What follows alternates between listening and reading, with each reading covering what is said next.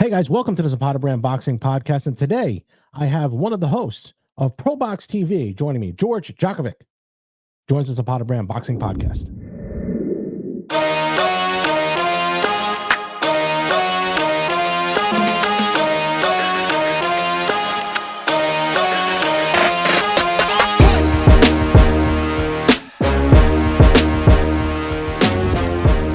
If you would tell me 6 months ago that I would be able to speak with an Emmy Award-winning producer, other than the boxers that I speak with, I would have said you're crazy.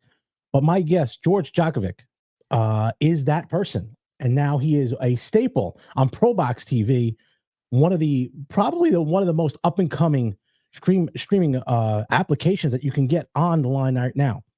Please, George Jakovic, thank you for coming to the Zapata Brand Boxing Podcast. Listen, anytime I get to talk to anyone that loves boxing, it's great. And if their name is George, that's even better. That's like a double win. It is, isn't it? Wow. Well, I mean, George is not as George Zapata, being a Hispanic, is not usually. They don't usually go together. It's usually Jorge, as we spoke about. But right. I'll take George, as you would too. Hey, we have no choice in the matter really now. I mean, we could change our names, but we're not going to do that. Why bother at this point? Exactly. Anyway, one of the things that I was talking to you, I reached out to you because obviously I got into this PROBOX TV, something that popped up. But I want to when I first initially saw you, I thought this is a guy who's a journalist who got into boxing on that scene, because you don't strike me as an imposing guy who was in the boxing business, who was hardcore into it. You kind of spoke very well, and I thought, man, this guy's a journalist that they're putting into the scene. But then, and I told you, when I started looking back and on the scene, and I see you on the TV, you know your shit. So. Yeah. If you could give my audience your background and why boxing, and was that something you wanted to do first, or is it being a production guy that led you to boxing? 100% boxing. I grew up when I was a kid. Sugar Ray Leonard was the man in the sport, and I literally wanted to be Sugar Ray Leonard. I wanted to be a fighter. I grew up in Rahway, New Jersey, and there weren't a lot of boxing gyms. It's not like it wasn't, way back where boxing gyms were all over.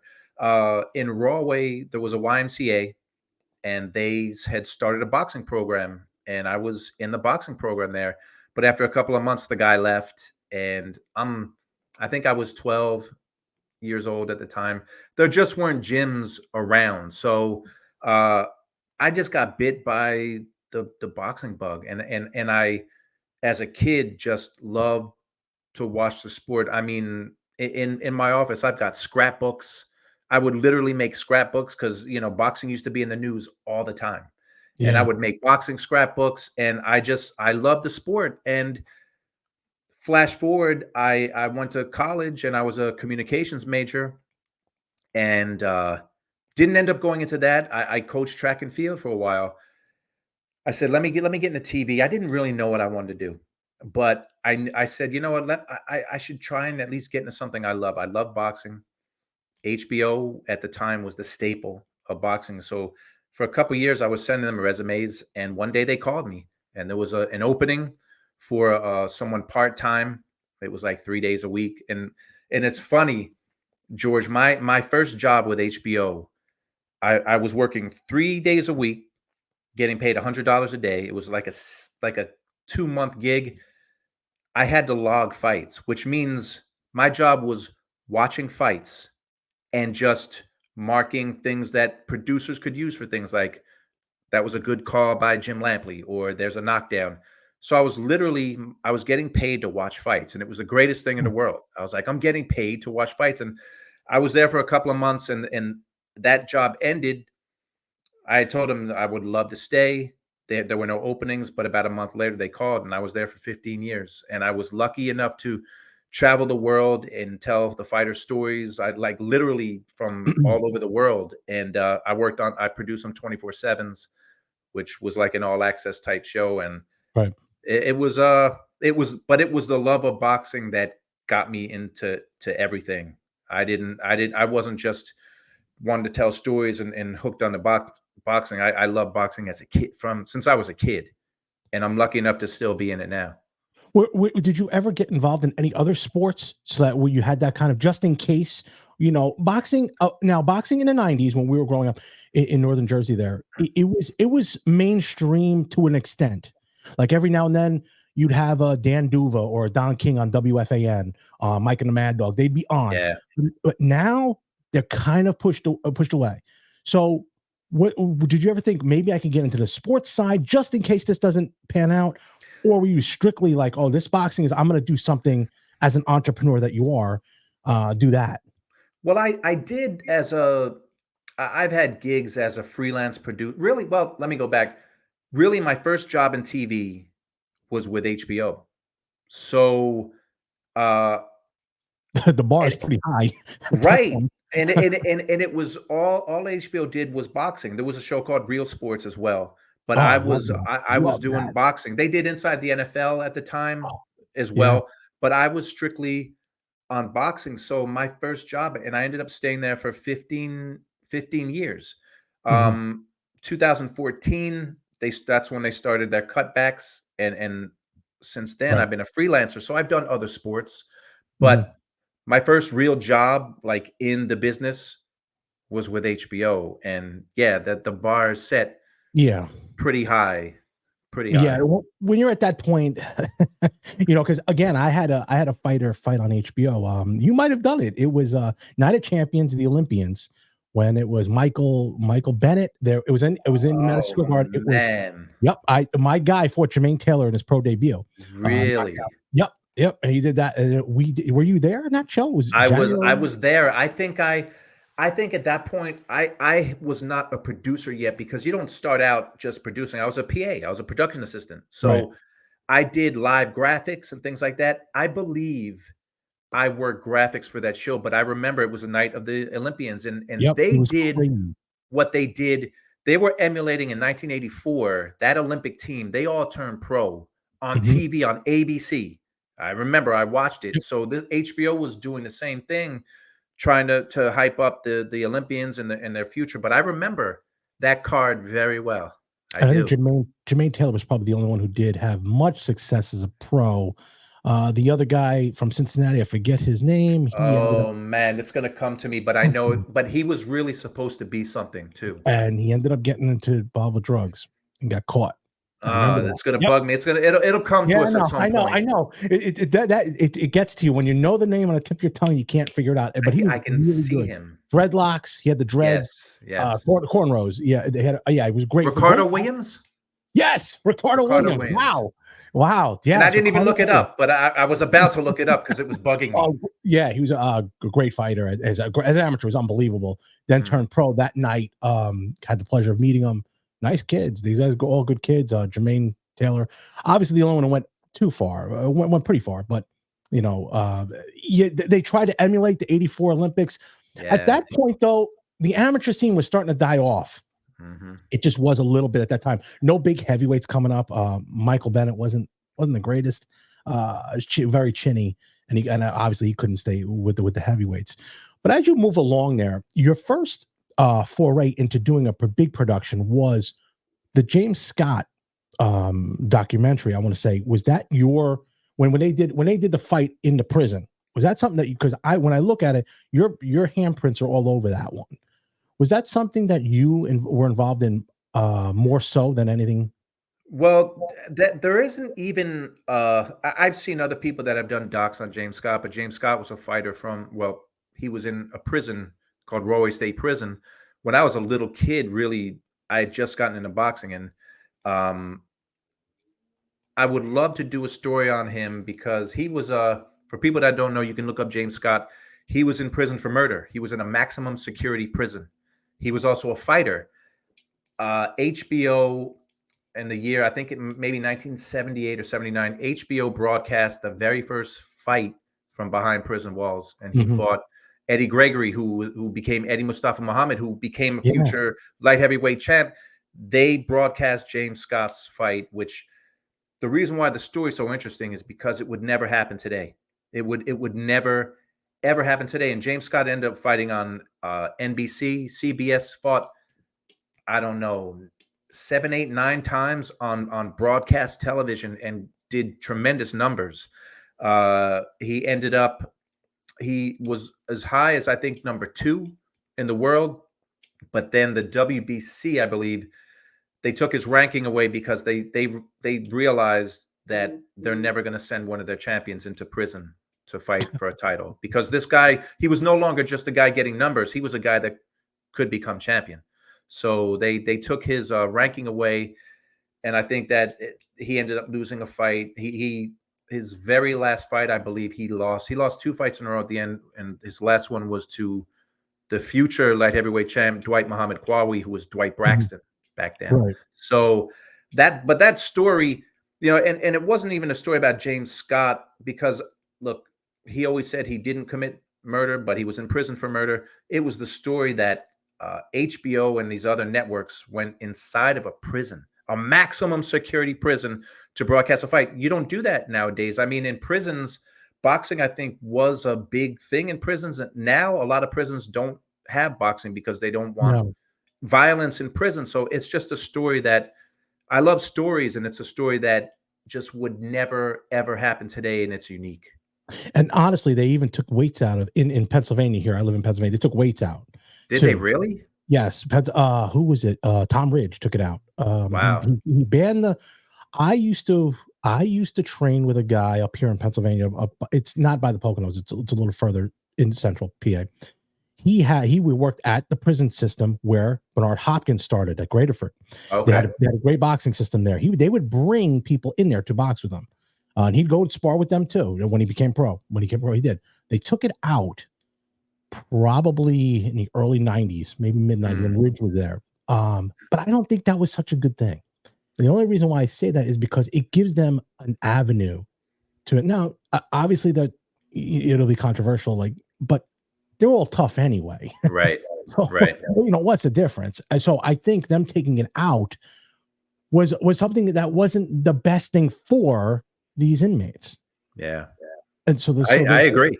So the Scott story really put that on the forefront. And that kind of documentary style is similar to what your style that I see you doing with 24/7 and all the other stuff that you've done. So at a young age, you're introduced to this stuff and boxing. Did you ever get into the actual physical part? And I know you were in a few corners, and if you can go into that a little bit as to what of a sudden you went from now you're producing and you're kind of going into the other corners of fighters. Well, when I was at HBO, I did a feature on Devin Alexander, who at the time had a belt at 140, great guy from St. Louis. And I had done a few things with him. One of the stories we did, he had an older brother named Vaughn, who was a former fighter with Don King. He was in a maximum security prison. So I pitched a story that we should go to the prison with Devin, and we literally, it was inside of a maximum security prison. I forget where it was, somewhere outside of St. Louis. But Devin and I drove with a camera crew. We drove so he could visit his brother in prison, and we shot up a piece. And I met Vaughn, and I listened to him talk, and I said, if and when this guy gets out, he said he wanted to fight again. I said, I would love to do something on him, a doc or something when he got out. And he ended up getting out a few years later. I was no longer with HBO. And when he got out, I stayed in touch with the family, and I told him I would love to do a doc on you. And he said, yeah, I'm sure, because he wanted to start his career. And we stayed in touch. And one day he literally called me, said, why don't you be my manager? And I said, well, Vaughn, that's a serious thing. I don't have any experience. A lot of people see boxing is which it's such a disjointed sport that anyone can be a trainer, anyone can be a manager. You throw a towel over your shoulder and you're in a gym, you say I'm a trainer. It's funny. Me and Teddy had this talk. It's how is it possible that the entry level is professional? It's level is professional. It's terrible. And so he asked me to be his manager, and I said, listen, I'll help you any way I can, but that's a serious thing. I don't have those kind of connections and ties, and so he said, listen, we're both learning, because he hadn't fought in 11 years. He was, I think, 3-0 or 4-0 when he went into prison. So I said, look, I know people in all the promotional companies. I said, let me see if we can get you something. So I reached out to everyone I knew, and Main Events in New Jersey, they ended up offering him a contract. I mean, not a big money contract, but the fact was they were taking a chance on a guy who hadn't fought in 11 years. I think Vaughn, because he was a pretty, you know, he might have had more than 4 fights, but he was one of Don King's young guys, and he was knocking people out, and people thought he Mm. was going to be something. And when he got out of prison, I don't know this for sure, but I think he thought he was going to be like Mike Tyson getting out of prison, but he wasn't. He was Vaughn Yeah. Alexander, who had never won a title. No one was beating down his door. But anyway, I helped to get him a contract. Jolene Mazzone, who no longer is with Main Events, but she's a tremendous matchmaker. She's on her own venture now in boxing. He fought with Main Events, so it's the first fight he had with them. And his brother Lamar, who's also a former fighter who I know well, he was his trainer. So it was he fought in Connecticut, um, in a ballroom at at like the Mohegan, or it was the I think it was the Mohegan, but it was not in the arena. It was like a big ballroom, and they just Mhm. had a bunch of fights. So I'm there. I'm of course I'm there because I'm supporting him. I'm rooting for him. And his brother said, "Hey, you know, we could really use your help tonight." And I'm like, "Yeah, I'm here. Like I'm here. I'm supporting, man. I'm here." He said, "No, I mean like in the corner." So I was like, "What?" So I ended up being a second assist. Listen, all I did, and I worked I worked, I think 4 fights. I say worked, I wasn't getting paid, and I never took a dime, but my job was to get the stool in the ring, give Lamar the water, then take the water and get the stool out. But it Mhm. was a perspective I had never done anything like that. So to be in the corner for a fighter that I'm working with, it was amazing. And things didn't work out with Vaughn, but I had those experiences. Now listen, Mhm. I'm no manager. I never took a dime from him, but I walked away knowing that, you know, although it didn't work out with him and his career, I helped get him a contract, and he had good people around him. So, but the experience, like just being in a corner, and he the most memorable night with him, he was on the undercard, the untelevised undercard of uh Kovalev versus Ward 2, which was in Vegas. So he was I was in his corner, and he knocked a guy out with a body shot. I forget what round. Mhm. But to be in Vegas, and that's, you know, early on those undercards on pay-per-views, no one's in the crowd. So there was a Yeah. couple of hundred people in the crowd. But man, it was a great experience. I don't like that side of the sport, the managerial side, because that's dirty as hell, and it's seedy, and it's I don't like it, and Yeah. I would never do it again. But I legitimately worked the guy's corner, and just had that perspective of being right there, and you know, the minute in between being in that corner and seeing what happens, it was really cool. I'm glad it happened. And the minute goes so fast. You Oh know, if God man, forbid you have a cut or something, it goes so fast. I mean, let alone and on HBO, when we were on there, it goes. You have all these things going, and it's got to be boom, boom. It's almost like a those cars that fly around. You can take those tires off quick. right. You don't realize it until you're actually right there. You got a camera in your face. You're mic'd up, and you know you say the wrong thing too. That gets picked up, and it's not really. You're talking about the managerial side, and I've talked about this a million times. You don't see it until you're actually in the middle of it, how Mm, bad it is. It is mm. really bad. And you feel for these guys. Yeah, I mean that's such an important position for a fighter. And look, you know the history of boxing managers. It's historical how they rip fighters off. But there's disloyalty both ways. You know, a lot of fighters haven't been loyal to people that legitimately help them. Mhm. That side, boxing is just man, that is a vicious side to the sport. I hate the business of boxing. I love boxing and the fighters and the fights, but the business of it, it sucks, and it's brutal, and it's dishonest and disloyal. Not every single fighter and manager is disloyal, but there's a lot of it, and a lot of stabbing each other in the back. And Mhm. it's rough. It is a rough place to be. It's the one thing I told one of my friends opened up a gym down the street here, and one of the first things I told him was, "Your heart's going to be broken a million times." I mean, he literally put people up in apartments. He owns a lot of properties. He done, and they just leave. And he don't. Not that he doesn't get it. He just was every time he does. They did it again. They did it again. And because he's not a ruthless guy, he's a Yeah. very nice guy. I said, you're in the wrong business if you're not going to be kind of ruthless. You got to have, and then again, if you have that kind of money, so be it. I mean, if you got that kind of money to do that, what do you care? You're just like, Right. it's just a piece of meat. But then you go into this foray for a little bit there. I don't. Are you still in boxing? Because now HBO bails. They bail, and when you're thinking about this, Ward Kovalev was years ago. It seems Yeah. like almost yesterday, but it really was a while ago. I mean, Yeah. some people that are dead. I'm like, he's dead, and he's been dead for years, and you don't Yeah. realize it. So it kind of goes real fast, real fast. I mean, the COVID years are a blur, but where does ProBox pop up?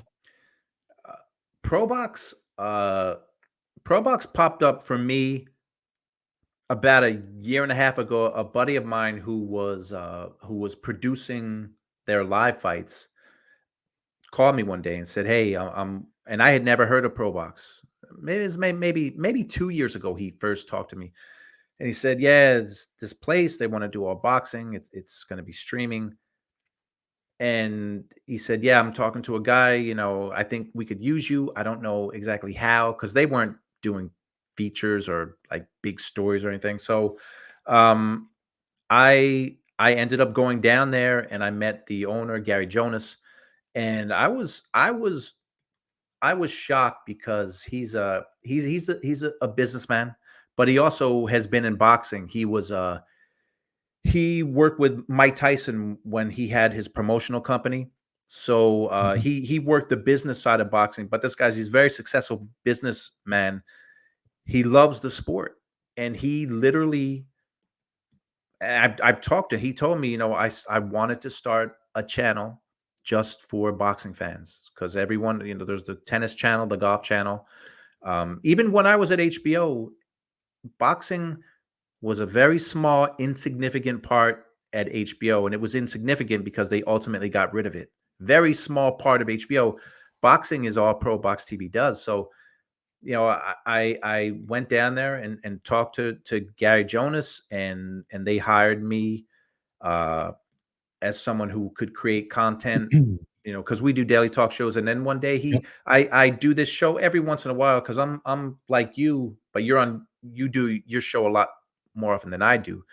But I do a show called One Round with George on YouTube, where I'll interview people or just do quick snippets of boxing.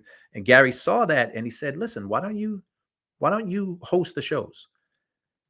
Now, I always wanted to do something like that. Since I was a little kid, I used to fake calling fights, which is very hard to do, calling a fight. I've never done that. That's hard to do. It's hard not to get emotional in it, Yes, right? and you're saying like, "Oh, Yeah, oh," and yep. you're not supposed to yell, I but Chris know. Algieri does that though, and he's an excellent analyst. He gets into it, but I would be too much. I'd just be ohing and awing. But I always wanted to do something like this, and Gary said, "Listen, I think you can do it. Give it a shot." And I've been doing that. I've been with them for over a year, and it really, ProBox TV is still very small, but I can say from my heart, the intent is just for the betterment of the sport. Um, Gary Jonas, he literally loves the sport, and no one else is doing this where the focus is just boxing. So he listen, there's live fights, and I'm not trying not to do a commercial, but it just blows me away because there's live fights every other week, and it's young up and coming fighters. And his thing is he really wants to make good fights, exciting fights. Mhm. So it's a lot of fighters you haven't heard of, although Angelo Leo, who's a former champion, he fought a couple of weeks ago Right. on Pro Box. There's live boxing, and it's just all boxing. It's stuff you Mhm. and I as kids, if Yep. we were like, I still love it now, but if we were growing up, if we had this, it would be amazing. And I give him credit because a lot of people have ideas. And I was approached by other people before who had ideas about, yeah, I want to do a boxing thing. It's great to come up with an idea. And I'm not saying coming up with an idea is easy, but executing an idea is the hard part. And he's doing it, man. And you know, it's growing slowly. There's an app, there's a YouTube channel. Honestly, I'm having the time as much, and I love my HBO days, but I'm having the time of my life. I get to talk to Paulie Malignaggi, Chris Algieri, Teddy Atlas, Tim Bradley, Sean Porter, like every day, talking boxing and talking to champions and Hall of Famers and fighters who have done it. So it's unique, and you know, you never know what's going to catch on and what won't. But I see nothing but success with ProBox because it's driven by people who really, they're not in this for money. They want this to succeed for the sport. Gary Jonas has made his money in other places. He would love to, now I'm sure he would love for ProBox to be a money-making endeavor, which I think it will be. But he's doing this with love and passion. And for me, George, I'm talking to, and we're interviewing fight. Like we interviewed Jim Lampley a couple of months ago, my old colleague at HBO, and I'm having it's a lot of work, but I'm having the time of my life. And that's important here. And you wouldn't do a commercial, but I will do it for you. Download the ProBox app. I mean, I can sit there on well, like last night, it was a tape show, but it was from the previous week, and I watched it as I'm baking at night. I'm a bagel guy, so I'm baking. I know. I looked you up. I know, and we're from Jersey, so we love bagels. We love bagels. So we do. You know, I'm learned from the guy who learned from the guy who brought bagels to New Jersey. So I have the upper hand out here in Pennsylvania, the middle of Pennsylvania, by the way, where no one knew what bagels was before I got here. So one of the things I love about it is it brings us back where you have a guy that is investing into the fighters. You have the experience of investing their backstory. You told us about the Devin Alexander stuff, the 24/7 stuff. When I built my business, I'm fortunate that I can do this. Okay. I'm a bagel guy to start. But when I wanted to build my business in the bagel side, I went to see the best and what they did. How did that guy get to this area? So when I look at ProBox, I would say do what Dana White has done. You guys have the ProBox thing in Florida. You're putting all your fighters there, but the stories behind these fighters. Then after the fights are over, you, Sean, Tim, Paulie, even George, get on there and because when fights are over, don't you want to say, oh, did you see Brandon Glanton fight? Did you see this guy fight? Did you see the fight here? You want that, right? You guys are bringing it to them on their phones right there and it gives you that extra that you want. So now next time they fight, I want to see this guy fight. I want to see this person fight. That's what you guys are doing and putting that out there that we need. You're not going to put all these fights on pay-per-view. It just wouldn't be feasible. It's not feasible. You know, no one's paying $79. First of all, no one's paying $79 for Tim Tszyu, let alone, you know what I'm saying? So there's just, hold that thought. Yeah. I looked through some of your shows. You and I are on the same page when it comes to that pay-per-view, that Amazon Prime would be. But I didn't want to cut you off. We could talk about that. We can actually get into that. I want you to continue what you were saying. My point being is shows like ProBox remind me of the yesteryears of boxing, how it built to that crescendo in the late 90s, early 2000s. You have to get it to that point. You have to sell the product. If I sell a cold bagel, I'm out of business. You know what I'm saying? You got to have cold food, cold, hot food, hot, and you got to serve it the best you can with the ingredients you got. Yep. Same thing in boxing. So is boxing and bagels similar? I guess so, because if you serve the product that way, people will buy it. I was in the chat yesterday. So many people enjoy these fights. They're competitive fights. You have a good matchmaker. You put them together, you're good. You don't got to make millions of dollars. That will come because it's for what you love. Like this show here, I don't know how I got just over 1,000 subscribers. I'd love to get, you guys are right approaching 1,000 subscribers. So if you can, go to ProBox TV, like and subscribe. You're going to get to that 100,000 subscribers because they enjoy what you're putting out there. The proof is in the pudding. Yeah, it's when the way you broke it down is perfect, and it can be simple. If you put good fights on, people are going to watch. And Gary, he takes the matchmaking so seriously. They don't want runners. They don't want guys who are going to stink it out. Now, that's not to say Gary appreciates a guy that can box. It's hit and not get hit. So some people think, oh, well, what, you don't want guys that can box? No, that's not it at all. But it's people that are willing to engage and entertain the crowd. And I mean, he really, not every fight is going to be a Hagler Hearns. It just won't. It just won't be. It can't be. Can't But be. it can't be. But I'll tell you, almost every single card, there's 2 or 3 fights that you're like, wow, that was really, these guys are really, they're skilled fighters and they're really putting it out there. You have good fights, you get a reputation as a place that puts on good fights. People are going to watch. This isn't PROBOX TV. It's not a place where they're just throwing in anyone, don't know the background of the guy, just hoping and praying it's going to be a good fight. They put a lot of time and effort into trying to make good matchups. So I give him a lot of credit for that. And yeah, man, and that's for small scale boxing and big scale boxing. You said it. It's pretty simple. If you put good fights together that people want to see, people are going to watch. I'll tell you this, my biggest, I don't want to say fear, but my biggest disappointment this year will be if Teofimo, Devin Haney, Tank, Shakur, and I'm missing one, but if those guys, and Matias, Subir Matias, if those 5 guys right there, forget Garcia, Ryan Garcia, if those 5 guys go the whole year without at least one fight between them, I think that's boxing doing a terrible job. Well, That's why do you think people love the 4 Kings? Because they fought each other. I know. So, but it's boxing 101 to where there's too many moving parts in that section. There's so many, and you always get you'll get the one, but the promoters and the management have to get on the same page. I've been around ones that they're so far apart, and because of personal issues, instead of just, hey, you're all going to make money, you all will make money, you all will. That's why Dana White is so successful. He calls the shots. You do need one at the top. In the 90s, it was Don King, Bob Arum. Don made the call. There was no doubt there. But you can come together, which brings us to Amazon Prime doing a show for $79 with Tim Tszyu at the top. Is that the cost? Is that the cost? I saw it was $79.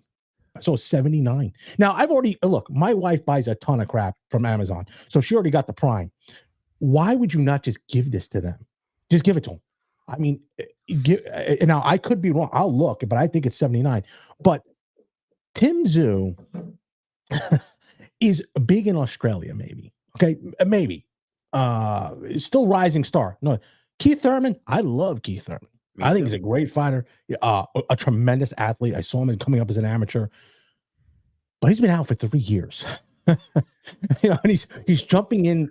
First of all, he's jumping into a fight at 54, which I think 47 was his max. Had an okay fight. His last fight wasn't bad, but before that was Pacquiao. A lot of injuries. I thought he was out of boxing, to be quite honest with you. I thought he was. Meaning he had a nice wife. He had a great life. He kind of was, he's kind of, hey, I got the commentating gig. I'm gonna bounce. COVID hits, so maybe that deterred his thought. What is your? And then you got, but I will say, Rolly versus Cruz. I'm going to enjoy. I think me too. That fight, although because I think Cruz is wide open a lot. Rolly can bang, but Cruz can bang, and Rolly's chin a little suspect. Good fight. Good fight. Your thoughts on that? Just as everyone had heard the rumors of Amazon jumping in, a lot of high hopes, and then you get this. That the way you just described it, we did on PROBOX TV, we did a show when they announced this fight, and rightfully so, we slammed Amazon Prime and PBC for, first of all, boxing fans, we knew they had already announced their partnership. So boxing fans were like, "Oh, this is going to be cool, Amazon Prime." Then they announced a date, but not a fight yet. And then when they came out with the announcement, I was like you, Tim Tszyu and Keith Thurman is your main event. That's not it's not a bad card. But Mhm. as your first foray on Amazon Prime, it's a pay-per-view, and that's what you give us as a main event. Keith Thurman has had one fight in 3 years, two fights in 5 years. Last time he was on the big stage, he was getting beat by an old past his prime Manny Pacquiao. Mhm. And now this is your I it's fun. You know what? I read the comments on all the shows we do because I Oh, have to, because we make shows on comments as well. The number one word that people throw around when they watch a boxing show, you're a hater. You're a hater. First of all, people don't know the definition of hate. You can have a different opinion. It doesn't mean you hate someone. I think that Amazon Prime and PBC are doing this is a terrible way to start it's a their boxing. disservice. It's a It's disservice. it You got is. all the Who's gonna cash. You got pay? all the money. It is It 69. It is 69. I just looked. oh 69. I mean, you have all the cash. Look, you're going to lose some money. Make it a loss leader. I don't care what you do. But go ahead. Go ahead. Keep continuing. I'm with you. I mean, we were irate saying yes. When you look at the card, it's not a bad card. As a pay-per-view, your very first fight together, your this big union of these two, you can't do any better than Keith Thurman, who I love. And Keith Thurman can talk. He talks so well, he's gonna have people believing he can win the fight. I think he's gonna show up and try. I don't think he's going to win, but look, it wouldn't be the biggest upset of all time. But No, the point is, that's the best you can give us as a main event. Keith Thurman and Tim Tszyu. I guess it is, and I things have to get better. I read today that Steven Espinoza, who is a consultant. He used to head up Showtime's boxing. He's a consultant with them. I read today where they're looking for other networks because they have so many fighters. PBC, they have so many fighters. But look, other networks to run. they're looking for at just to have supporting Oh, I was going deals to say, because they have geez, that was the shortest deal in history. no Okay. just to have because they Oh, have so many fighters. Uh, yeah. so I don't know who else they're going to be with. When have you ever heard a fighter on all the PBC fights? All the fighters, some of them, they thank Al Heyman before they thank God. You know, they'll thank Al Mhm. Heyman. Al Heyman has been very good to his fighters, but recently, Deontay Wilder is no longer with them. Subra Matias is no longer with them. Now, I'm not saying people are jumping ship, and I'm not a PBC hater, but as a matter of fact, HBO, when they really started to go downhill, Al Heyman, HBO was overpaying for Al Heyman fights back when they were doing shows, and at some point they turned their back on Al Heyman. HBO started to turn their back on promoters, which showed you their interest in the sport was waning. But I'm kind of digressing. PBC should have done better than this. And $69, I'm thinking someone was saying to me, "Oh, it's probably going to be cheap, like $20." And you and I, we know boxing. There's too much greed. They're not going to do a pay-per-view for $20. For that, but here's the other thing, George. Let alone the price. Let's just say it's $20. Let's just say for in this day and age, who's paying? They're barely getting 50,000 buys I, unless you get a I Javante know, Davis and Garcia. And even right? that was questioned. People were questioning if that was legitimately. And who is the star? Is it Tank? Is it Davis? Who brings what in? There's debate there.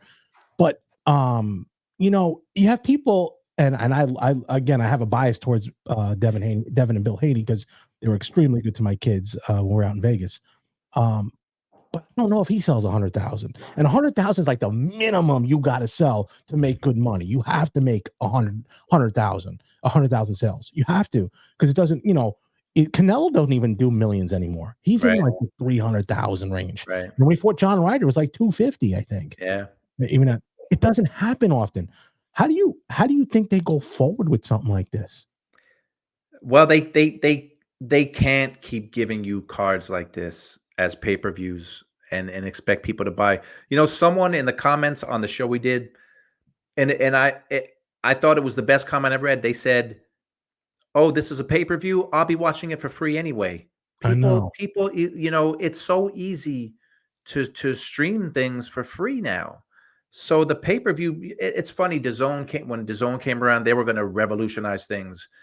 The pay-per-view way is a dinosaur way. We're not doing that. Okay, they do pay-per-views too, but you would think that they have to do better than what they're giving us March 30th. They have to do better to survive, because Mhm. I don't know if Amazon Prime knows what they're getting into, and PBC is doing all the production. I do know a little bit about PBC, and I'll say this: I know some of the guys over there, and I've loved doing work with them, but they don't have, at least they didn't before, they didn't have a production team. So I don't know what they're doing. They haven't even announced who is the announcers for these fights. They have not announced who's announcing these fights. It seems like they weren't prepared they just had a date and they said, let's throw a fight together. Who can we get? Mhm. Hey, let's dig up Keith Thurman. And production is huge. I mean, you can have, and I'll go back to WCW versus WWF. Remember the production separated the two, and it's key to have the production. You can have the talent. I think WCW probably had more talent, but the production and what they put on, and you're invested in those wrestlers. Who won? Now, other than the fact that Turner didn't want that on when he sold to AOL, AOL didn't want it on the network. But I mean, that brings us to another point is something I've always wanted to do. What you guys do at the PROBOX is, wouldn't the amateur system benefit for something that was an app that just brought that into play? Only because you would think these fighters would want to have. I know how my kids are with social media. They want all that, Mine too. and just you put that on there, and whether it's $2 or $5, you're paying for what you're watching. It doesn't cost much to do this anymore. Look, I got to assist. People think it's $10,000. This didn't cost me more than $1,000. This thing. So why aren't we advancing forward in that area in the kind of like the technology way that everything, baseball, football, they're all advancing. We're left behind here. We got to advance. Well, you're talking about really streaming, right? Just streaming, but a specific app that can actually pay the fighters their value. Okay, meaning if I have, let's just say his name, Canelo. Canelo has an app. If you want to watch a Canelo fight, you're going to pay Canelo similar to, how Mayweather Promotions, he gets everything from the hot dogs to the t-shirts, he gets a percentage of everything. Well, Canelo's app, if you put an app there for just him, stream him.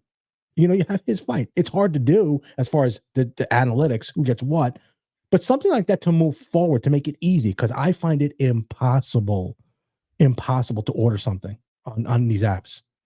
It's impossible. You got to buy the subscription, do this. It is impossible. That's why most people have gone the route of, using a Fire Stick and finding a way to get things for free. And that's what it's come to. And I think more people are going to do it. More people are going to do that with this pay-per-view that's coming up.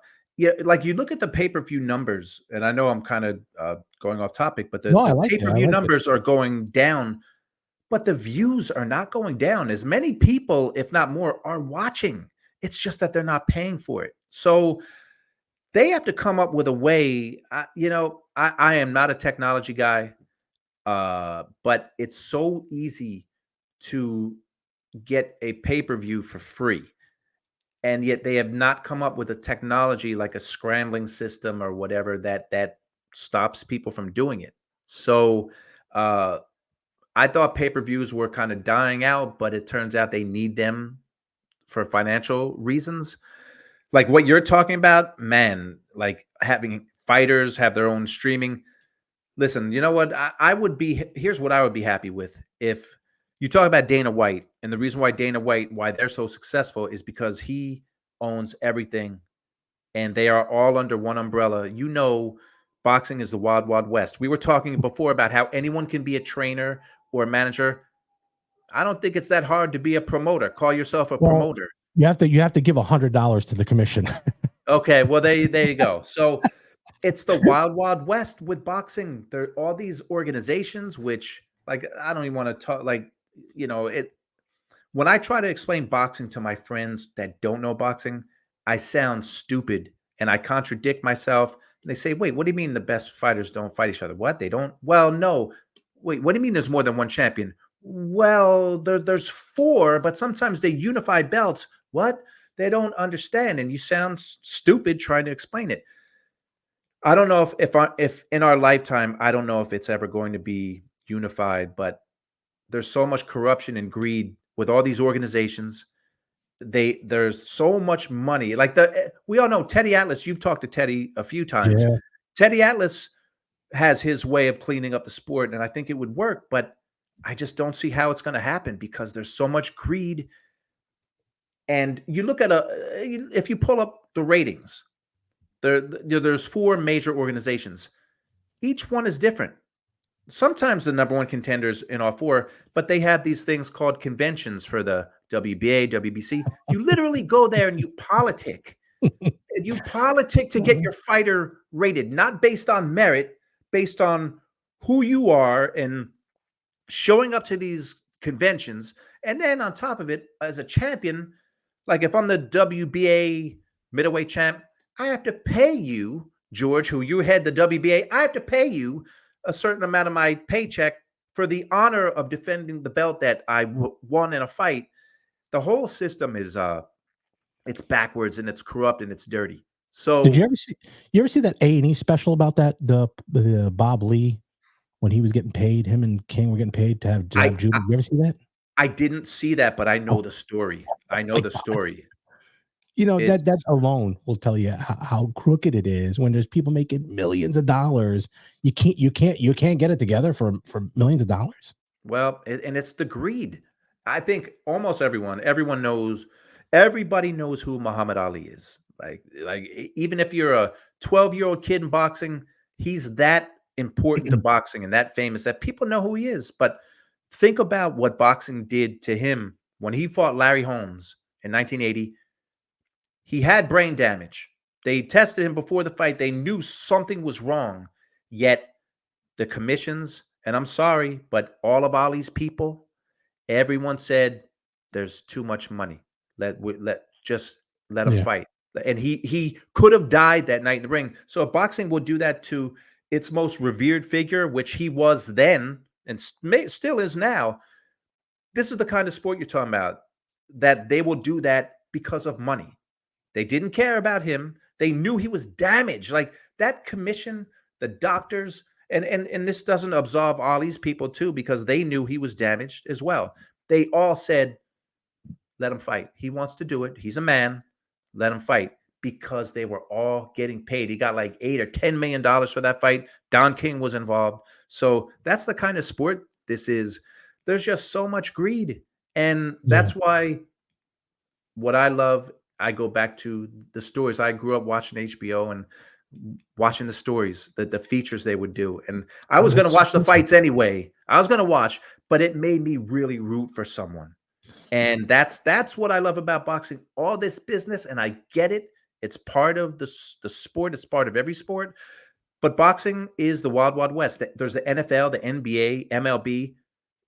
There's no boxing league. It's a bunch of organizations and a bunch of promoters, and you're on this side of the street, you're on that side of the street. Oh, I can't fight you because you're not with our guy.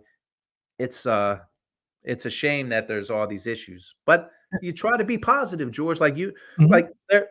There's been some great fights this year. There's gonna be some great fights. So you have to focus on the positive because boxing can suck you into the negativity and get you in that dark place. And listen, when I get down on boxing and I sit there and I say, "Oh, this fight isn't man," you know what I'll do? I'll watch Legendary Nights, the HBO series. Unbelievable. Can I tell you Probably something? good.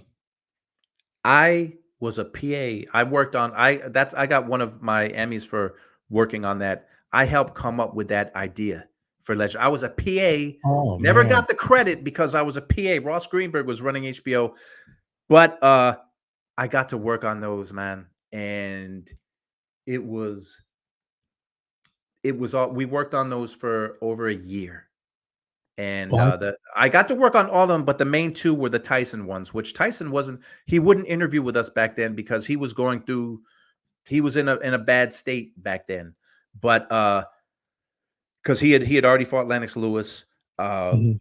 those stories, those shows were Unbelievable. Those are probably mm, when you talk about getting invested in fighters and watching the vignettes that you guys would do, I could always remember the Burt Cooper, Evander Holyfield one, mhm. but those Legendary Nights ones, the Chavez Taylor, Taylor's pretty endeared to me because down here in Philadelphia, um, just those fight and the way you put them together, it makes you like, man, this is what boxing with these guys got together, got in the ring.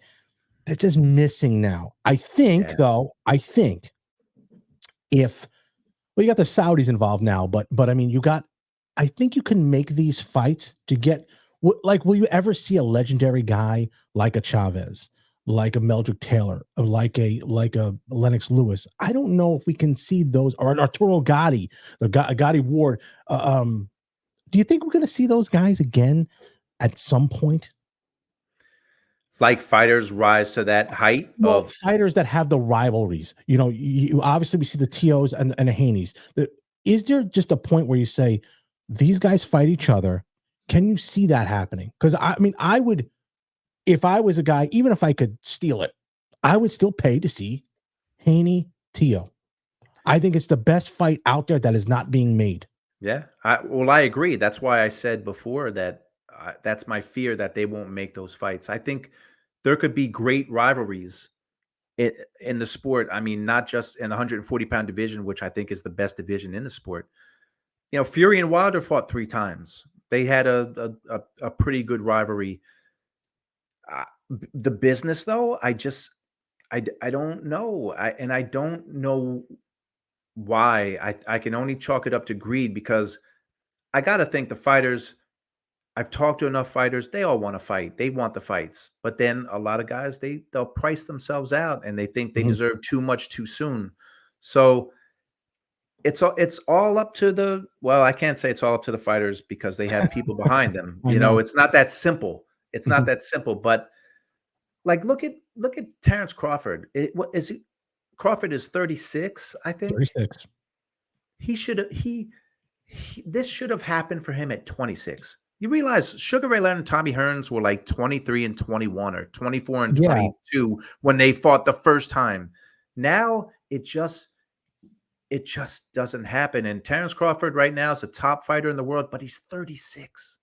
Here's the weird thing about boxing too. You get one loss. I think they fear that one loss. They fear that one loss, Yeah, which is like inconsequential. If you look at the big picture, you lose one, okay, but who'd you lose to? If you lost to right, Joe Schmo, that's a problem. Okay, right. you're not going far. But if you're a Haney and lose to a Teofimo Lopez, or Lomachenko lose to a Tank David, you kind of have some substance and have an argument that this guy is a great fighter. I'm a good fighter.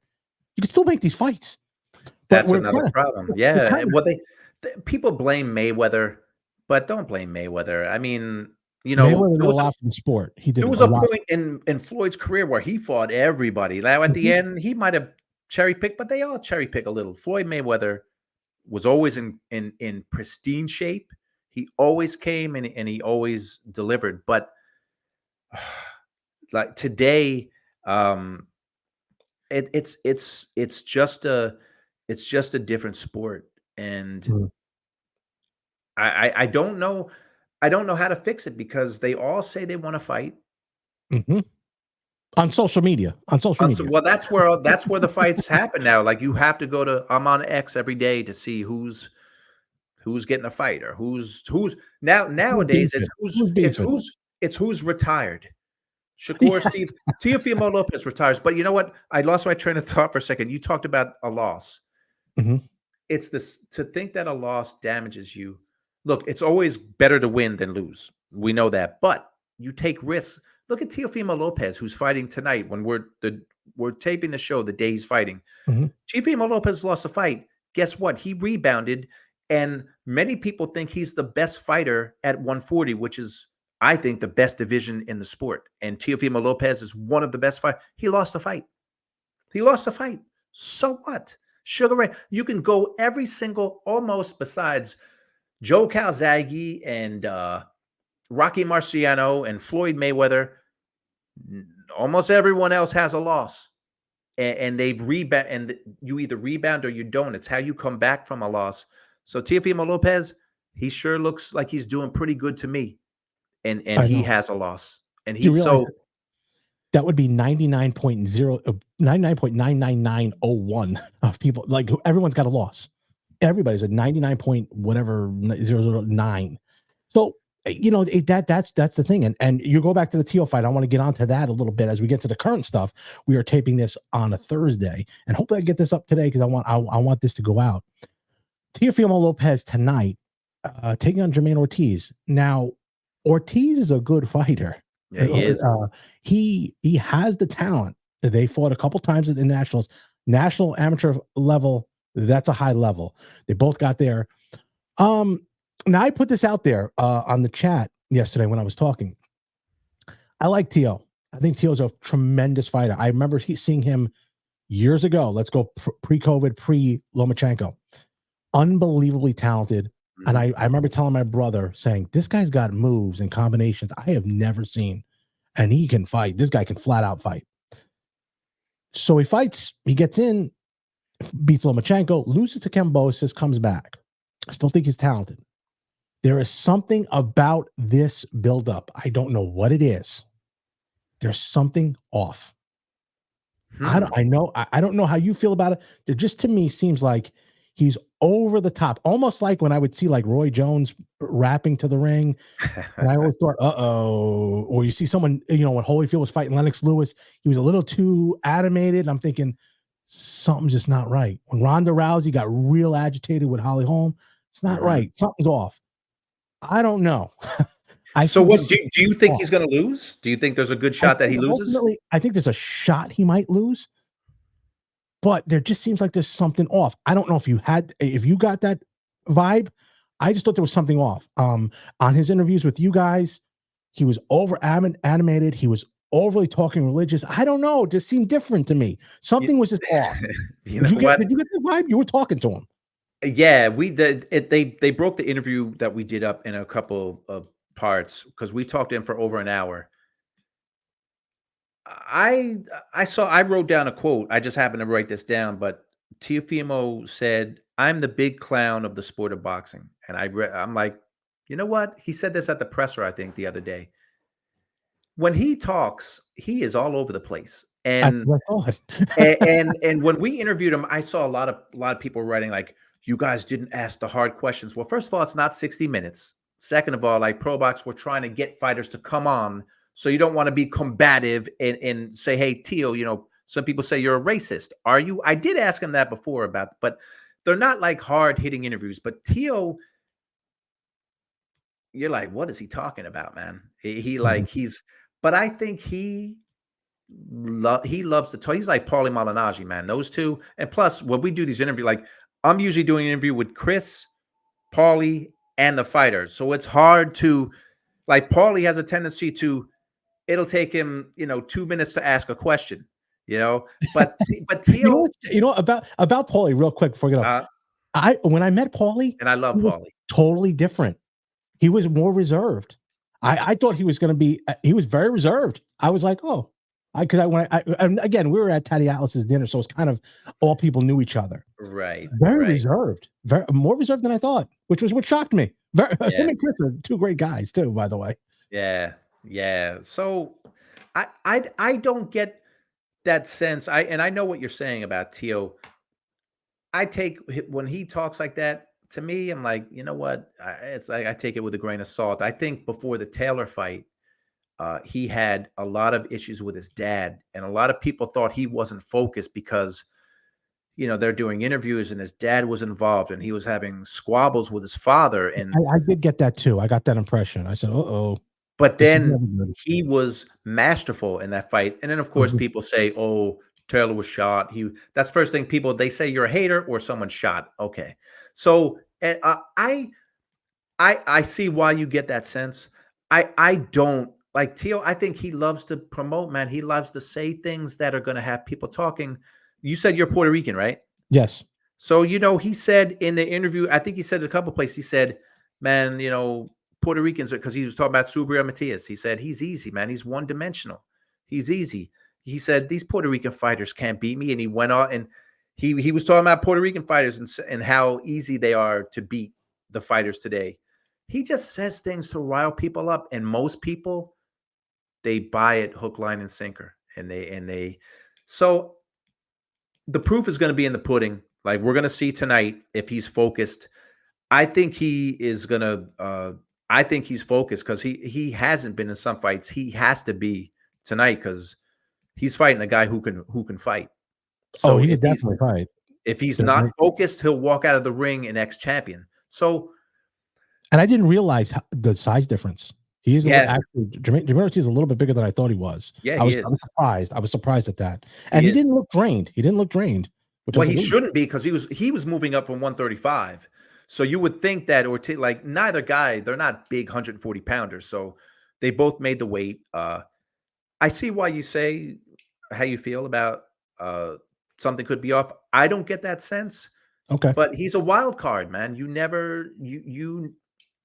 even said, I'm a wild. He said, people, you never know what you're going to get when you watch me fight. And that's what I mean. I'd like to get, if he was a little like almost like he looked really good against this guy, but then really okay on this guy. And he has got the talent. He has talent for days. It's almost like he fights down to his opposition. And when there's a big fight, he fights up. I don't think he didn't fight well with Kambosos, but at the end he came on, dropped him, and I thought maybe he might have pulled it off. But the first couple rounds, I mean, it started off really bad for him. Right. So I think that was and on that show too. You have Keyshawn Davis, Pedroza. I think Keyshawn Davis should be pretty. I mean, the one thing with Pedroza, he doesn't get stopped. I'd like to see if Keyshawn Davis can kind of put him out of there. That would kind of rise his stock a little bit. Yeah, because Pedraza, he's like mid-30s, I think, and he's coming down in weight, which is right. That's odd. That is odd when you're later in your career to come down. So I don't know if that's such a good idea. He's durable, but Top Rank made this fight because they expect Keyshawn Davis to win and look good. So Keyshawn Davis, he's got to get out of the he's looking, he wants to be a champion. So he's got to take that step from just like the young guy, the streaking contender. He's got to take that next step. Mm-hmm. The business of boxing, they made this fight for him to win. He's supposed to win. He's supposed to look good. It doesn't always, it doesn't always follow script because Pedraza, who knows? He's a proud guy. But I expect Keyshawn, especially now he says his personal life is in because his last fight was he tested positive for marijuana in Texas, which is illegal in the sport. So it was changed to a no decision. Which, look, I don't smoke weed, but I can say if you win a fight and weed is in your system, weed does not help your reflexes. Weed does not. It's so you should almost get like more money if you're high and you win a fight. And I'm not a proponent. I don't smoke it, but if you test positive for weed in a fight you won, that's pretty incredible. It's not like other drugs. Right. Yeah. No. So no, he's the total opposite of what you would think. It's not a performance enhancer. That's for sure. You're kind of gonna, sitting in the corner looking at a fuzzball, just kind of staring there. It's really odd that you would think why it's even illegal is beyond me. At this point, just make it illegal. Just go ahead. Well, I don't smoke either. I don't smoke either. Never have in my life. Just what's the big deal? What's the big deal?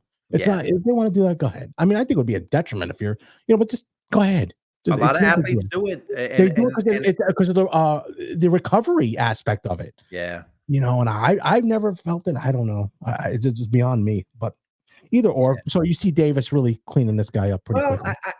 I think he's got a lot of skill, man, and I think this year he wants to take that step and become, if not a champion, like a guy who's on the verge of getting a title shot. And there's some good fighters in that weight class. So I think he's going to win the fight, but sometimes that old veteran, they have something left in the tank. One fight left in them, and if you're Keyshawn Davis fans, you hope it's not tonight. That's for sure. Yeah. So I think he'll win, and I think he'll look good.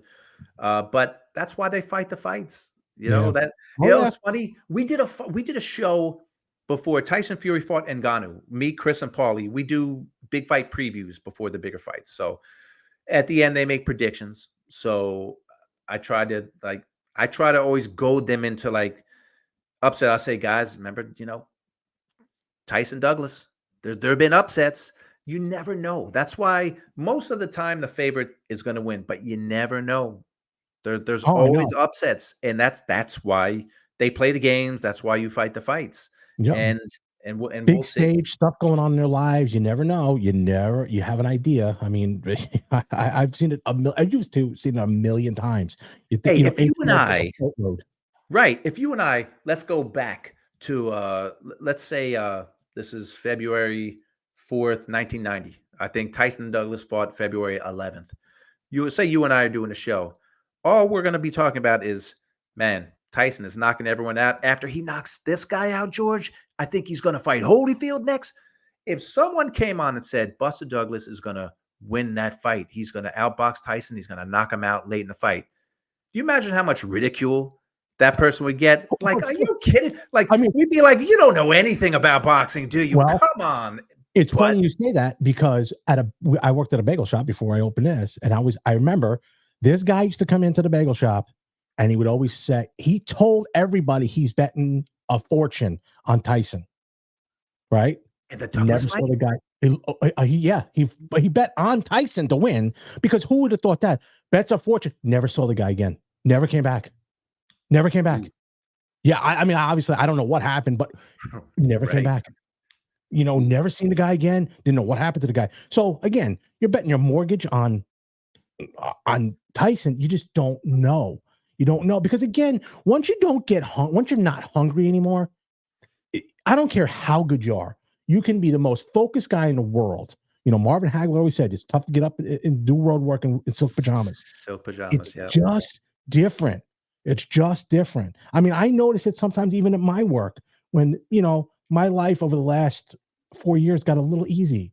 And I'm always like, okay, wait a minute. Let's put the brakes on here. Right. You got so it gets easy. I can see how it is. I can see. And it all it takes is one. And that it all it takes is one. Yeah, so you never know. But I'm not predicting. I think Lopez is going to win, and I think Keyshawn Davis is going to win, which is not a shocking pick. No. But listen, if I could pick fights, George, it's funny. I don't know how your friends are, but the people that don't know boxing, they always say to me, "Who's going to win? Who's going to win?"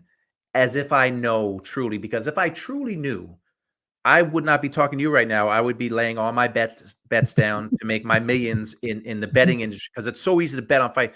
I can't, man. Because I always I go with my heart most of the time. Yeah, And you're not I supposed know. to do that. You're just not. So, but I think both those guys, they're supposed to win. I think they will win. If they don't, that's something to talk about tomorrow. Oh yeah. And we'll go to that betting with your heart here to my next subject here. Spence and Crawford. I bet with my heart in that one. I was on the Portaway podcast, and boy, did I get killed. I thought for sure Spence was going to destroy him. Now, here's my point on this. Spence goes out there, gets his brakes beat off. Bad, really bad. Before that fight, they were talking Canelo, Spence, Dallas. Yep. 100,000 people, right? Okay. Yep. Now, evidently, they're talking Crawford, Canelo, and that is the biggest mismatch going. So this is what I mean by the haters. Initially, they would have accepted Spence versus Canelo just because, Spence is way better. Now that Crawford moves into that slot, whether it happens or not, I can't even get a confirmation that this is happening. 2 people I've talked to said it's not happening. Why is that so different? The guy that they said would give Canelo all he could handle was just beaten thoroughly. Has got tremendous skills. Canelo's coming down a little bit. Why is that an issue? You know what I'm saying? Why would you not say that's the fight that acceptable? People are saying it's not acceptable. That's too much for him. He's biting off more than he can chew. Although I'll be honest with you, I thought the fight was Spencer Crawford was a 50-50 fight. When they were talking about Canelo fighting Spence, I always thought Canelo would destroy him. and not because he's a better fighter, but 21 pounds is 21 pounds. It's and I know Canelo's not tall, but 21 pounds, they make weight classes for a reason. You know what's funny though? That fight, most people, like if you looked at the betting odds, Spencer Crawford, it was a 50-50 fight. People didn't know. And now that Crawford did what he did, now everyone's saying, oh, Crawford fought a damaged guy. He was damaged. His eye was damaged. And he just came out of a car wreck. First of all, the car wreck was a few years ago. And people weren't saying that before the fight. They weren't saying, oh, Spence, he's got eye issues and he just had a car wreck, so he's going to get destroyed. No one was saying that till afterwards. So, and thank God that rematch is not going to happen. Spence and Crawford.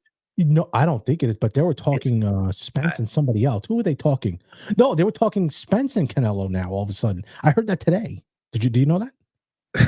I don't know. I don't know what commission would approve that. I don't think they would. I mean, that's, you know what though? I'll preface it with this though.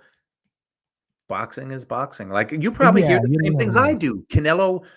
Now I hope Canelo's somewhere and he's like, oh, these jerks, these idiots, they don't know what they're talking about. I'm hearing it's the biggest rumor is that it's going to be Jermall Charlo and then David Benavidez. Then you hear the rumor it's going to be Jermall Charlo and Crawford. So that's the thing we talked about. What's wrong with boxing? Jermall Charlo is a talented fighter, should not be fighting Canelo. Canelo has all the belts at 168. He should not get a title shot. I think that's a feed me fight. I think that's what Jermall Charlo turned out to be. But you know what? Years ago, they thought he's ducking the Charlos. He's ducking the Charlos. You know what I'm saying? So I think it's a feed me fight for him only because the May 5th is such a big Mexican holiday. Yeah. So I think you feed him that. I thought, this is just my opinion, but then Kevin Iole kind of corrected me in this one.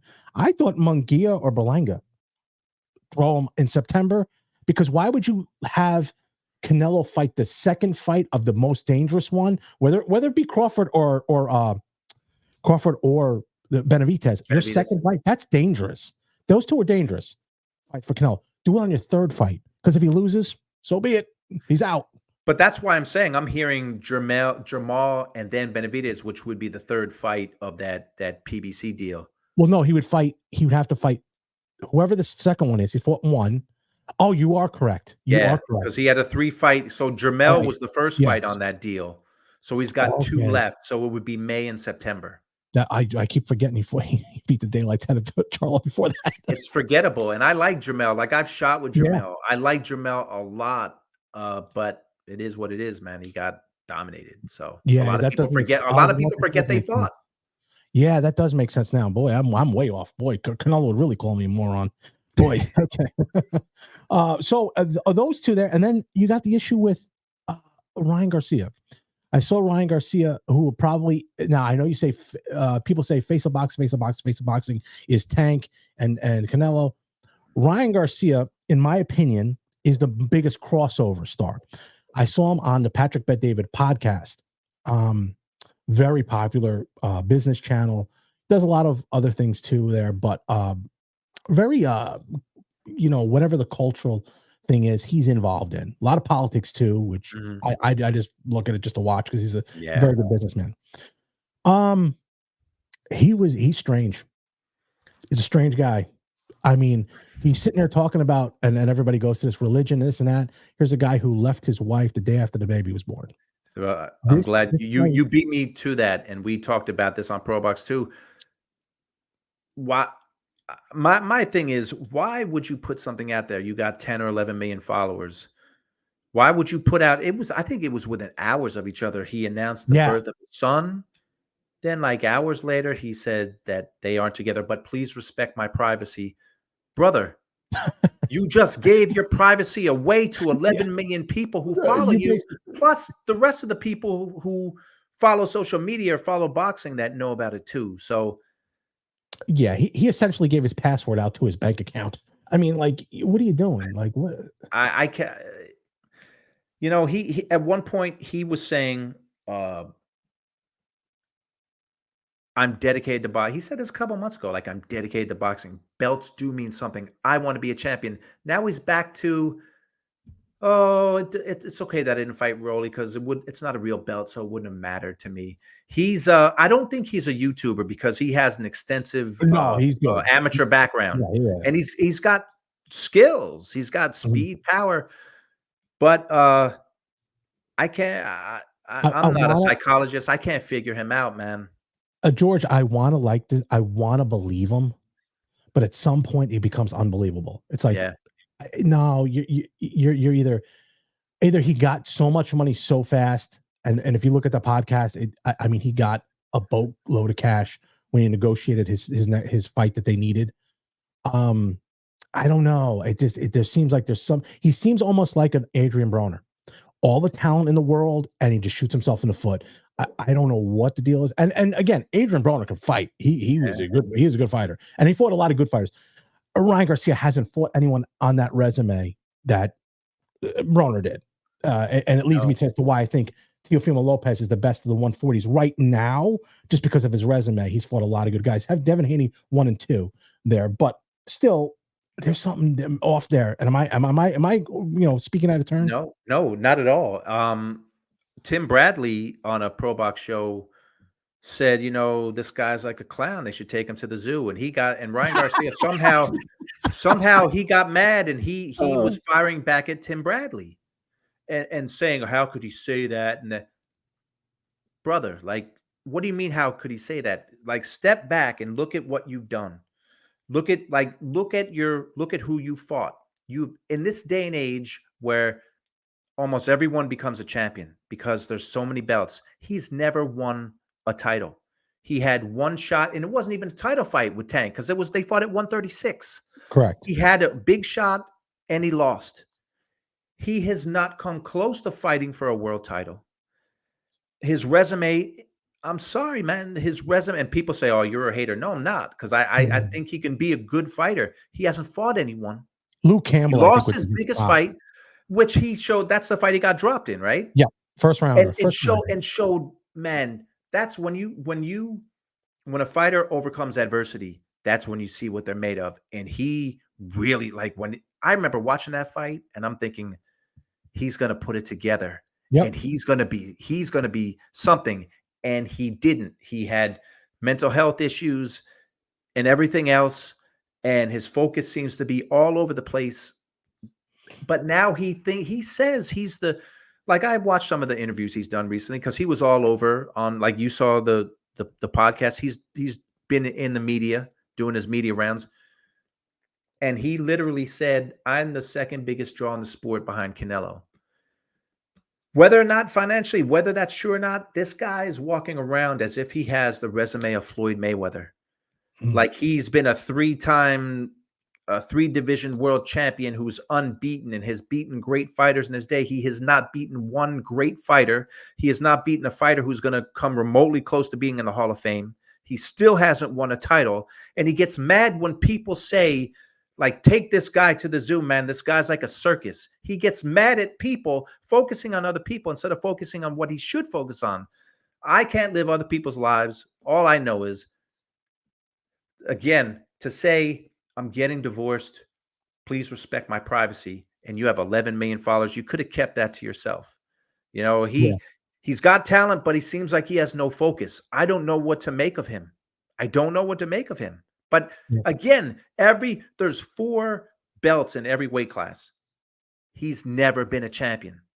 What does that say? In this day when it's not hard, I shouldn't say that. I don't mean it's not hard, because I'm not belittling these guys, but a lot of fighters become champions now that when I was growing up, they wouldn't, because there was only 2 boxing and then 3 boxing organizations. It was harder.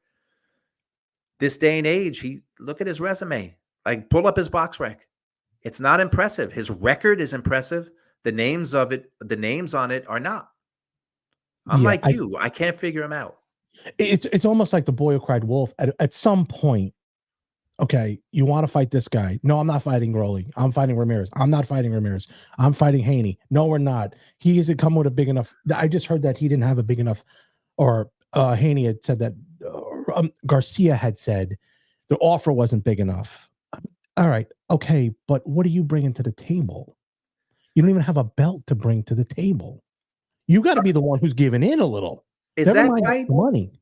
You might have read more than I have, but I thought that the Haney fight was close to happening April 20th. Is it not the case anymore? Well, I saw De La Hoya had said they're still far apart. If the date is April 20, they've got to jump on it quick. Yeah. They have to. Yeah. You know, because just for full disclosure, I'm fighting April 27th, and I know the promotion is just starting to get out now. They're starting to put it out now, so I know. Wait, you said you're fighting? Yes, I am. I am fighting in the Masters division. This will be my second comeback fight after my amateur career ended about 20 years ago. I'm fighting a guy. Holy shit! Yeah, how about it? 47 years old. That's and awesome, man. It's going to be an interesting night. I can tell you that. It's an amateur card. It's an amateur So master. it is because you're you're fighting what weight class? Well, here's the thing. I right now currently I started at 215. I got to get to 189 by the 27th, which is usually okay for me to do, only because you got to remember I work at night. Don't eat those bagels, man. Don't. That's the problem. You know, when you're working late, you're like, I'll just grab one. But now I'm back to the rice cakes, back to the water, just water. You know what happens a lot? But here's the thing: I have a great wife who, if I come home at 4 in the morning, 3:30 in the morning after I bake, she will actually, because she's a teacher, she'll actually get up and make me, a reasonable meal. So you got to have a good support staff there for you that'll do that. And again, I sparred last week for the first time in a long time, and it hurts. Stuff hurts. It's not like it used to be. Okay, so you're fighting on April 27th. Correct. And you're fighting at 189. 189. That's awesome, dude. Where's this fight? This is in Berwick. I see. I've been in business since I was 19 here.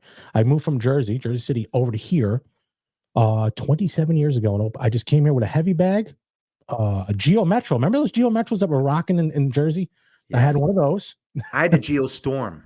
Remember the Geo Storms, and it was like $8 to fill up. Yes, it was the greatest thing, And at the time, gas was very inexpensive. Yeah, but I came out here. A friend of mine opened a bagel shop in Bloomsburg, Pennsylvania. Said, "Come on out here. I'll show you the ropes, whatever." And I'd already worked at a bagel shop in New Jersey. And I came out here and I did that. And I just started that. I bought the building. And I put the bagel shop I bought the bagel shop in the building. I bought the building. You had a gym in there too, right? Underneath in my basement. I did some research on you. Good. Oh, wow. So I did that, and I put it out there. I was like, hey, if anybody wants to, start an amateur program, I did. Next thing you know, I got hooked up out here with a bunch of people. Tim Witherspoon's a good friend of mine. And we kind of Tim. Terrible Tim is a great guy.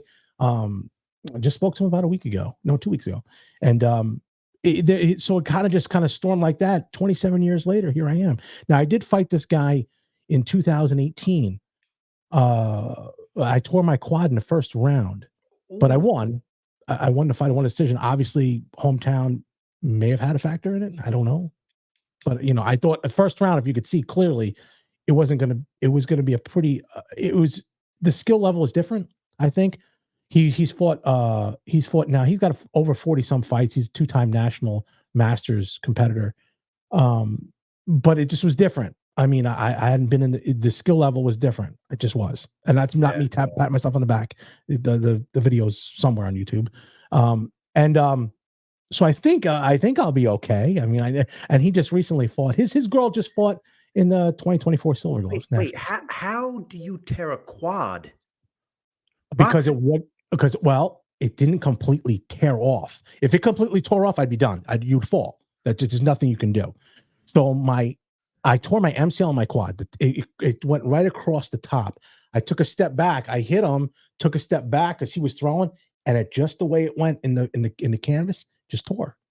Once you hit 42, 43, I tore my bicep here, throwing a left hook to the body. That tore off. That tore off completely. Rolled up in the corner. And I was in the corner. My brother looked at it, goes, "Oh, wow, that's bad." It was just rolled right up. Yeah, and the thing Jesus. with that is you can't turn. You can't turn your arm. I was like, what the? It wouldn't turn. It just totally disconnected and it came off with the ligament and everything. So that was a tough one for me to go through. So what I'm saying, why we got off on this tangent is No, this is awesome. if We we were talking go about April 20th for April 20th, Haney, but I'm more interested in April 27th because that Garcia Haney fight is a fight we know is not going to happen. Your fight is barring definitely injury. Barring injury, you're not going to barring get hurt injury, before. correct. And again, I've never really the only major injury, and with that quad, my MCL tore as well. Oof. MCL is actually a good one to tear if you're going to tear something on your knee. Not that anything's Rather good than to your tear. ACL, yeah, The ACL is bad because it's yeah, on the outside of your leg. You're going to yeah. fall over. The MCL, it'll catch you. Your other side will catch you. Every now and then I'll walk and boom, I'll catch. But you can always put a cadaver in it down the road. Now that I'm, you know, I can do that when I'm done. When I officially am done, because I thought I was officially done. But you know what happens? You go through a divorce, you do that, and then you start doing, I'm going to get in shape and I'm going to show the ladies and then you end up jumping in the ring, and then you tear your quad. So, kind of what happened to me. And then here I am now, 4 years now, or 5 years now, but now I'm married again. So, Well, you got yeah, what? 4, 6, 6, 7 weeks till yeah, the I fight? like to taper down a little bit before just to diet.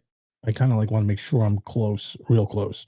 But, obviously no sparring and at that point. But yeah, I mean, Damn, was I think it was like, they're not are they this in this day and age, are they streaming this anywhere? Do you you know know? what? Here's the thing. I wanted to stream it on my site to do that, but because it's local, last time, um, and I could tell you the gate was, it was well over 10 grand for an amateur fight.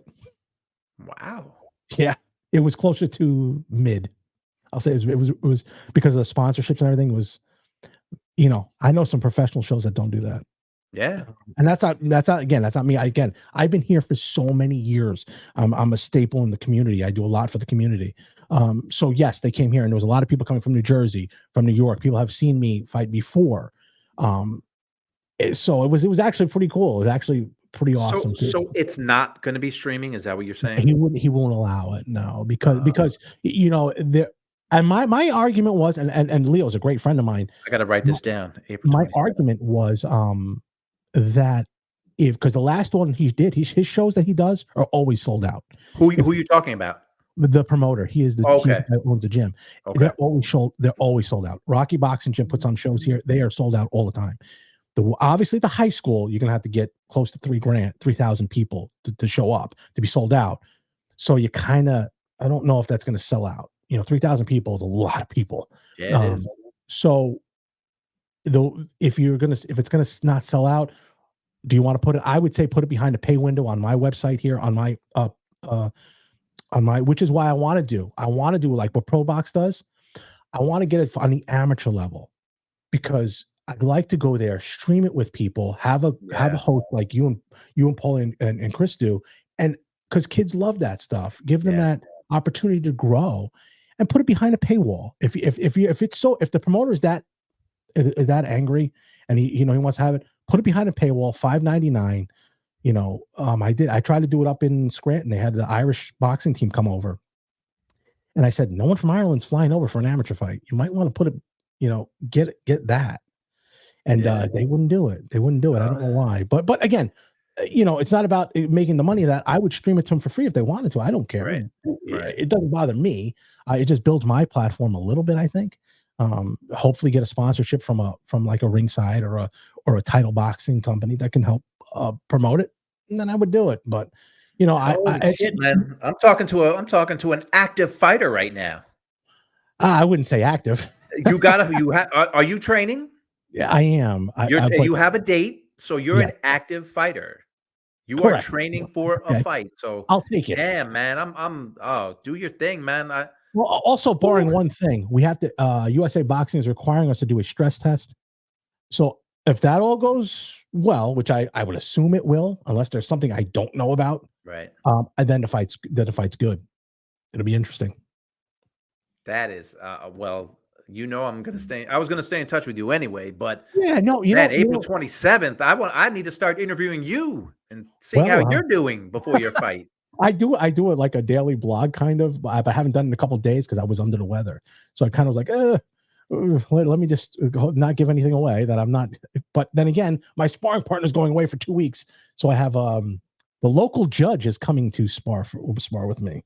So he, Oh yeah, my God, the local judge. local judge. He could. That's how rural we are out here. The local judge is getting in the ring with me Wow. to box. Yes, I give him props, man, for getting in the ring. Anyone who, he because I've sparred, like, it's not easy. It's not easy sparring. Boxing is not an easy sport. There's all these people that have never been punched in the face. Everyone says how, oh, this guy's a coward or he's this or that. You ever try hitting a heavy bag for 3 minutes, let alone like sparring someone or having a real amateur or pro fight? Man, I give you credit, man. And I give that well, judge credit for sparring because that's another thing in itself, just getting in the ring and swapping punches with someone. So good and for he's over. him. I'll tell you this: he's over 60 years old. Yeah, Okay, I'm, now I got to ask you that.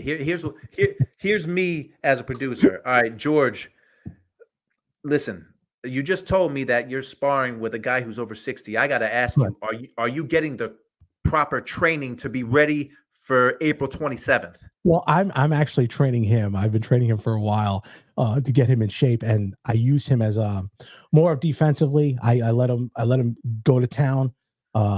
He's got the fastest hands in his family. I could tell you that. His 2 kids get in there too, and he's got fast hands. But Faster than his kids, huh? All right. yeah, Well, I tell them that all the time. I tell the kids that all the time. Boy, they get mad. I'm like, man, your dad got some fast hands here. Fastest hands in the Connect family is the judge who's over 60. that's awesome. But it's a Oh good, man. you know. As I wrap up here, quickly, how do they download the ProBox app?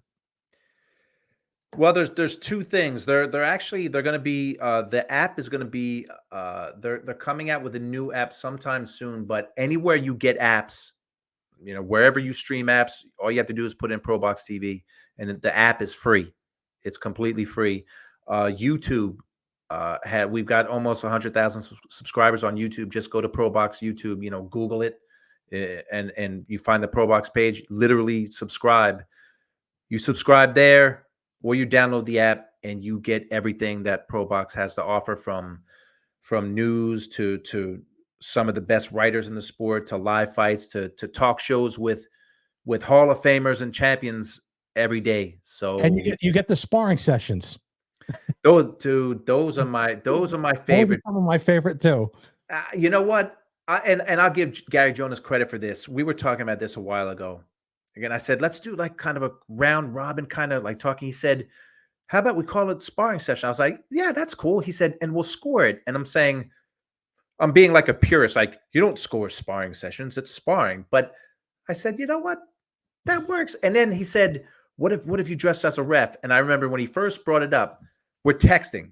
And I said, you're gonna count me out of that one. I'm not doing it. But then when we started to do it, when we first started, I didn't have a bow tie. I printed a bow tie and I would tape it up. It was a paper bow tie. So I ended up getting a real bow tie. Man, it's so much It's fun because tremendous. It's tremendous. To be able to tell Paulie Malignaggi, hey, shut up, or else you're getting a point off. Stop talking.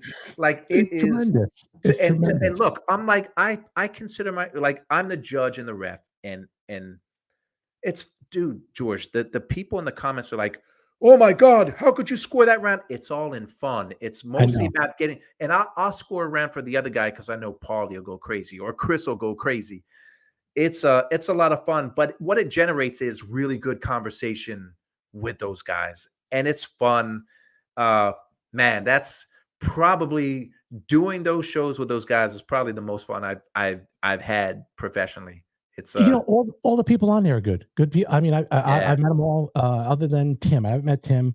A Oh, I great, love Tim. just great people, just in general. And again, I've never heard anything bad about. And in a sport that you hear a lot of the negative stuff as opposed to the good stuff.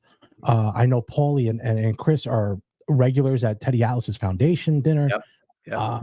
Just the great people. Sean is tremendous. Sean was so good. Sean and his partner Anthony, great people to my kids, to my wife. They treated them tremendously over in Vegas when we were there. They're good people. They're Yeah. just good people in general. Never hear a Yeah. bad thing. They don't talk negative on people. I mean, they give their opinions, obviously, because they have to. That's what they're Right. trying to do. Right. And but just in general, great people. And you know, it's got to be a pleasure to work with people like that. It really, I mean, it is work because it requires a lot of work, but it's fun every single day. And if you can, if your work is fun, it makes it feel like it isn't work. So I go back to when I was the young boxing fan who wanted to be a fighter, who loved boxing, and now I'm talking to champions and Hall of Famers, and we're talking boxing. We're talking about boxing, you know. So I love it, and you know, Pro Box is. I know we talked about this in the beginning, but it's really, you know, the slogan is good fighters and great fights, and your boxing channel. It is. We don't do anything else. It's only boxing every single day. So I love it, and I think it's going to be a success. There's just too many good people, talented people who are driven involved for it not to become a success. And like I said, I've been around the world with HBO, and most of what I do remotely, sitting right here, and it's some of the most fun I've had in my life, being able to just talk boxing with these guys. And again, I always say you have good people with you, and it's fun to do it. And I will tell you a quick story, real quick. I'll just tell you the kind of people you work with. Teddy Atlas heard about our gym. He invited us to the dinner, and you probably don't know. He probably never said anything. I didn't know either. His assistant called us and gave us a $3,000 check for our gym. Yeah, that Great guy, generous guy. doesn't surprise me. He's a man. I was at the dinner this year for the first I time. was I was there there. too. Yeah, we missed each other. I forget what What the table heck? I sat at. I was with the head of the board. Oh, well, I was not. So I was not with it. And it's funny, I was supposed to sit with Chris and Paulie, but they were on the You're on the dais. stage. Yeah, yeah, that stage. So yeah, I'd known of the Oh dinner for a shit. long time. Dude, he is just as a person, not as a boxer, a boxing trainer. He's a great person who cares about people. And you Mhm. know Teddy, Yeah. yeah, and his story, and that the reason why that dinner is there is because he helps people and he genuinely loves to do that. So it doesn't surprise me that you got a check. I mean, that's I never even knew. I mean, I didn't know. yeah, I mean, we were talking on the pod. He was on the podcast. We were talking. I was telling him about what we do. I don't make a dime for that. We don't do, you know. And I guess it struck a chord with them. And I guess I would say maybe a week later, Sharon called me and said, "Hey, we want you to come to the dinner. I've Bring talked your to Sharon. wife, and you know, he has a check for you." I'm like, what? A what? I'm thinking, what? First of all, the dinner alone. Right, I mean, right. you know what the cost of that is. And I You know mean, what? I bid on some of the items, and oh, no kidding. I got a Michael Moore. It was only 100. I think it was 100, 150. You know, and it all goes to the charity. But I have a signed Michael Moore boxing glove that I got, so I could contribute in some way. Yeah, and we implore anybody who has the means to donate that foundation. I mean, I think Yeah, he said Teddy only like Atlas two Foundation. percent goes to administration. The rest goes to everybody that needs it. You heard the story about the girl that was Yes. there. Unbelievable. They got a car that was suited perfectly for them. Yep. Unbelievable. He does a great job. And again, George, awesome to have you on. And I'd like to have you on more. I mean, this is, you know, a fellow Jersey guy, fellow George guy. I mean, how can that not mix? Well, because I had to like I've been going on your channel and checking things out, and then I did some research. Now that's why I texted you today.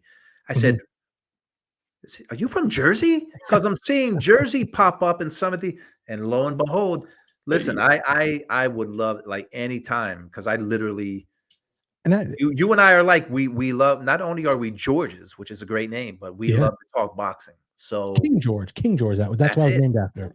Believe it or not, That's it. King George is what I was named after. Although being Puerto Rican, I don't know where that fit in. somehow. Well, yeah, that surprised me because I'm a big Yankee fan, and Jorge Posada was Puerto Jorge Rican Posada. catcher. It wasn't George Posada, it was Jorge. But you are George Zapata. So Yeah, it's unbelievable. And you're a Yankee fan too. Wow, we really have a lot in common here. This is going to be what a great partnership. This is here we unbelievable. go. This is awesome, man. Yeah, I don't know how both from Jersey and we meet like this, but you know what? Better late than never. It certainly is. And again, please, if you guys out there, ProBox, download the app, go to ProBox TV on YouTube, subscribe, get them to that 100,000 subscribers. You're getting all this great content. You can't get all champions in one room like you do here at ProBox here. And again, George, I'll be seeing you more and more. Hey, like you have my number, I have your number. Watch, I'm going to start bugging you. Like, hey George, can I come on again? Like, hey, you were already on, okay? Just give it a day, give it 2 days, man. No. And, We want you on. But now that you got this fight, because I already wrote it down, April 27th, you've got a fight, so I know when that fight is. So, yeah, man, I'm going to be checking in to see how things are going. And you said you put things about your training. You put I do. things I up- do. I try to do a daily thing. I try to do a daily thing. I gotta give the update on the weight because the weight's the issue. The weight's the one that's got to go down quick, and it does usually come off pretty quickly. The problem again, working around the bagels, and when you get hungry, you just grab something quick, and that just like that, 47. All right. Now wait, today is what? Today's February 8th. Yep. When's the last time you weighed yourself? This morning, 211. 211. Okay. I'm writing that down because when we talk again, I'll have to ask you. And you're trying to get to 189. So 189. That's 22 pounds away. I'll tell you this. Last fight, I was 256. Yeah, I weighed in at 201. Now I was going through a bad divorce, so that had a little to do with it. Yeah, I'm sure. So I've been there too. That'll take the weight off quick. Yeah. All right. Well, I think you're doing it the right way. You're doing it slowly. The right way. I'd like to give Chris to give me some ideas on that. He's the scientist there. He knows. He's a nutritionist. Chris, like he's got a book out. He's got a regular book and a cookbook, like with really like I have that one too. Chris he's a smart dude, man. Very smart. He's talking about training and nutrition. Yeah, he's definitely. Have you talked to Chris before? Well, we met him at the dinner, and he was incredibly nice. Took a picture with us and my wife. Talked to him, and you know what? Why I always lean towards how being around good people. When it was over, he came, and I'd met him before at that time. He came out when he came off the stage. Came up to me and went, "Hey guys, I'll see you later. Hey, keep Now he does train down every now and then with Derek Santos, who I'm friends with, and Maureen. So we know him through that way, or in a roundabout way. And they never have I've ever heard again bad things about these people. Yeah. And I always say in my podcast, I wouldn't have people on who I couldn't have a cup of coffee here with my shop. Exactly. So the invite's open. When you're in the town, you're only in Connecticut. You're not that far away. No, come in. Well, we'll talk more. And it's Berwick, Pennsylvania. Yeah, it's a rural place where you would never imagine a bagel store would be. And I am smack dab in the middle of it. 27 years later. Man, that is a great story. Yeah, man. We got a partnership that started today, yes, so that's a good thing. Yes. So again, George, I appreciate you coming on. Absolutely. I'm trying to get this up before so you get your predictions to see if it was right. But as always, anytime you guys need anything, go to ProBox TV, see George, see Tim, see Teddy, see Paulie, see Chris. They're all there. And Showtime, Sean Porter, all great people. Yep. Again, ProBox TV, download the app anywhere apps are downloadable, and go to his YouTube channel, ProBox TV, for all the greatest fights. Thanks, George. Anytime. Thanks for watching the Zapata Brand Podcast. Please subscribe to the podcast and listen where all podcasts are available.